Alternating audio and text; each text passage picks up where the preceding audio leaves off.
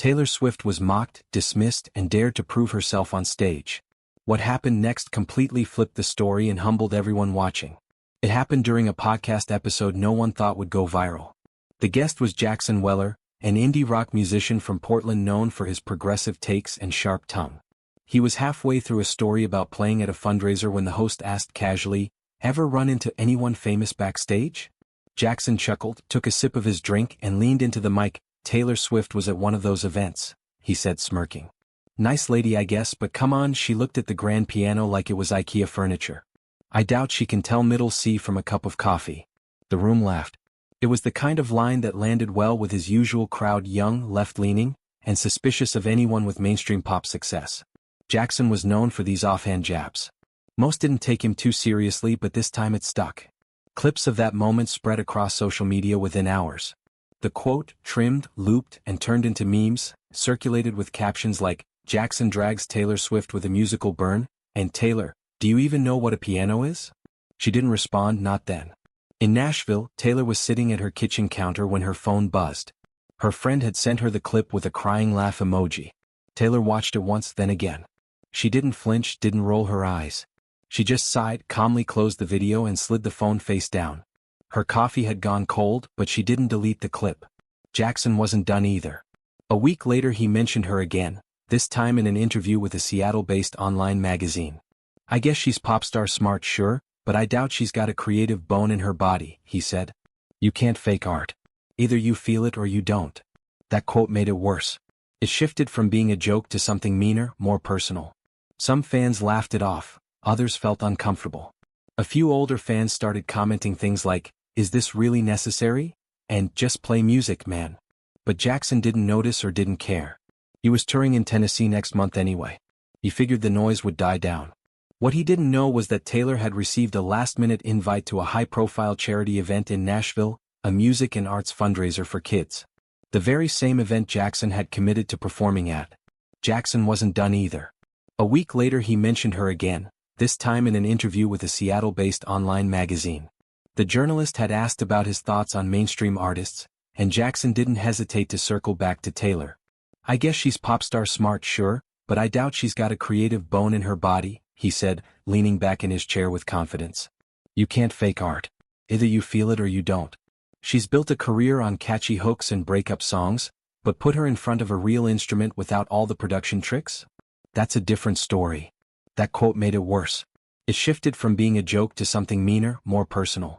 The article went online with the headline, "Indie Rocker Questions Taylor Swift's Musical Authenticity," and it spread quickly. Some fans laughed it off, sharing the quotes with crying laugh emojis. Others felt uncomfortable with the growing attacks. A few older fans started commenting things like, "Is this really necessary?" and "Just play music, man." But Jackson didn't notice or didn't care. His social media numbers were climbing, and music blogs were suddenly mentioning his name.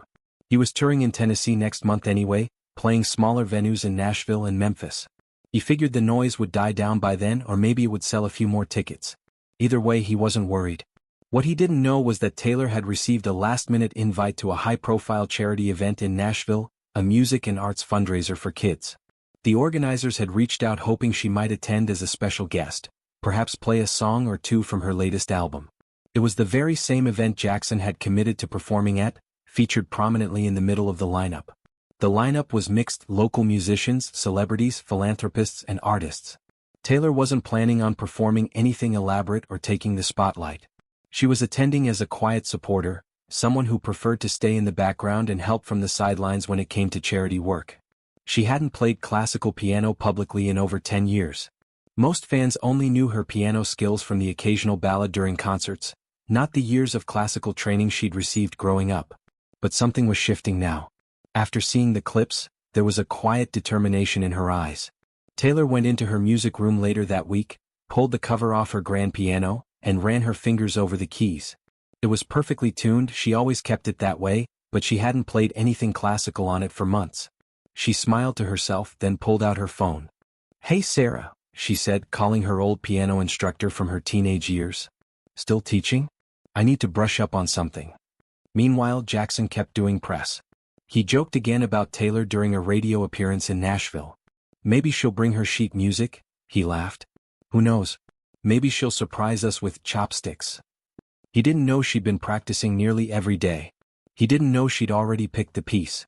He didn't know she had no intention of talking, just playing. But the night of the event was getting closer, and not everyone would be laughing when it finally came. Taylor Swift's public image had always been carefully managed: bright outfits, catchy songs, camera-ready smiles. For years, that's all most people knew of her. Pop star, songwriter, celebrity. A woman who built an empire on relatable lyrics and stadium tours. But behind that curtain was something rarely seen, a different rhythm entirely. Before stardom, before record deals, before the headlines, there was music in its purest form. Taylor grew up in Pennsylvania and later Tennessee, where music wasn't just entertainment but a fundamental part of life. Her parents recognized her passion early, driving her to piano lessons every week. She was 7 when she first touched the keys, 9 when she fell in love with classical music alongside her country inspirations. Her piano teacher, Mrs. Harmon, was strict but nurturing. She'd correct Taylor's posture with a gentle tap on the shoulder whenever she slouched. "Feel the emotion," she used to say. "Don't just play notes, tell a story." By 13, Taylor was playing complex pieces from memory. At 14, she could have pursued classical training further, but her songwriting and guitar had begun pulling her in a different direction. Still, she never fully abandoned the piano. Even as her career exploded, she kept a grand piano in her home, often returning to it late at night when the world was quiet. Most of her fans and certainly her critics had no idea about these roots. Her piano playing in concerts was always in service to her pop songs, simple, effective accompaniment rather than technical showcases. She told herself she'd return to classical playing someday, when things slowed down. They never did. As her fame grew, fewer people asked about her musical training. Most assumed she was just another pop star who knew enough chords to write catchy songs. Even her closest industry colleagues didn't know about the hours she'd spent mastering Bach and Chopin. It became a private part of herself, something sacred she kept away from the public eye. Only one person had ever truly recognized her classical abilities, a veteran music producer named Marcus Hamilton. During a particularly stressful recording session in 2016, Taylor had taken a break from a difficult vocal take. The studio was empty except for her, and she found herself drifting to the baby grand piano in the corner. She played Debussy's Clair de Lune, not thinking, just feeling, her fingers moving from muscle memory. She didn't know Marcus had returned to grab his forgotten phone. He stood silently by the door, listening. "That's not beginner stuff," he said when she finished. She startled, then nodded. "It helps me think." Nothing else was said, but a few weeks later, on her birthday, he left a small envelope on her dressing room table. Inside was a single sheet of music, the opening bars of Rachmaninoff's Piano Concerto No. 2, along with a note: "Don't keep this hidden forever." He passed away 2 years later, cancer, swift and unforgiving. She never threw away the note. Years later, when her friend sent her that clip of Jackson Weller joking about her piano skills, Taylor didn't just hear a jab. She felt the same tightness in her chest she had felt when critics dismissed her early songwriting as trivial teenage angst. That sting, that quiet push. She wasn't angry, she wasn't even embarrassed. She was remembering. By the time the Nashville charity event rolled around, she had practiced every night for nearly 3 weeks. Her hands had been stiff at first with the classical techniques, but her muscle memory returned quicker than she expected. She kept the sessions private, lights low, no recordings, just her, the keys, and a promise she hadn't realized she'd made to herself all those years ago. The piece she picked wasn't random. It was challenging, emotional, and would speak volumes without a single word. As the date approached, Taylor's name started appearing on the guest list for the event, but listed only as a donor. No public statement, no hint of anything unusual. Jackson Weller didn't notice, or if he did, he didn't connect the dots. He had a set list ready. A handful of industry friends were flying in. He figured it would be a fun, easy night with a bit of press, some drinks and applause. Maybe he'd make a cheeky comment or two, get a few laughs, show the crowd that charm he was known for. What he didn't realize was that Taylor wasn't coming for attention. She was coming for the music. The stage wouldn't belong to him forever, and when it didn't, things would start to shift in a way no one saw coming. The Schermerhorn Symphony Center in Nashville shimmered under strings of soft light. The kind that made every gown look tailored and every glass of champagne feel a little fancier. It was a charity event, sure, but it was also a photo op, a gathering of Tennessee's well-connected, with silent auctions, catered appetizer towers, and a Steinway grand piano parked near center stage like furniture waiting to be acknowledged. The theme was music for the next generation, raising funds for local school music programs.